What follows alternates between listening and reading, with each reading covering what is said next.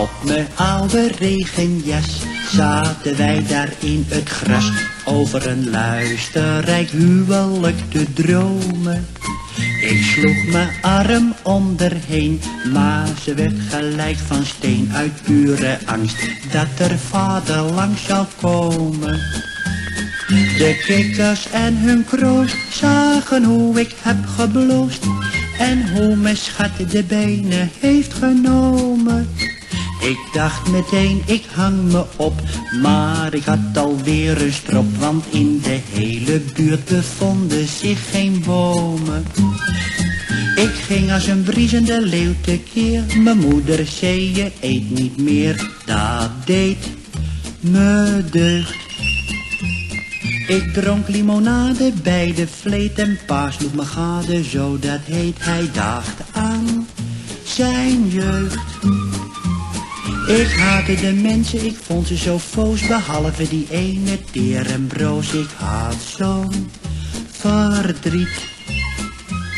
Mijn liefde was echt en hecht, mijn trouw, maar zij was al een echte vrouw, want zij kwam niet.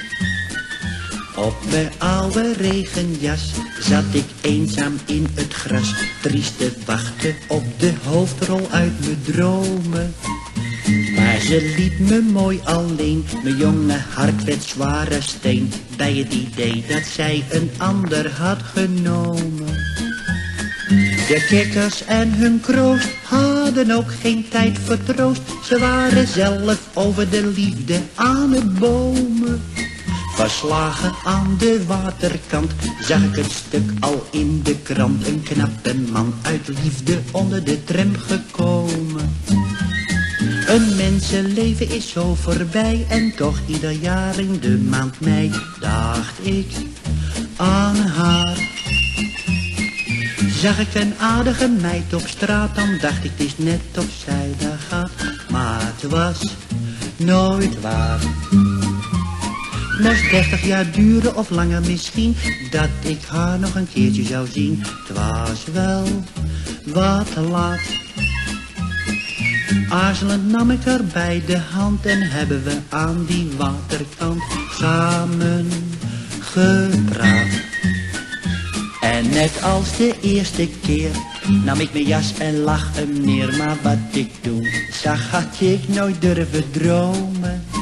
Ze paste niet meer op mijn jas, het meest van haar zat in het gras. Ze was te veel in omvang toegenomen.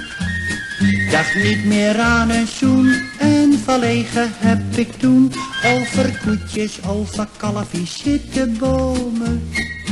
Maar bij het afscheid riep als troost een dikke kikker tussen ze kroost: wees jij maar blij dat zij toen niet is teruggekomen.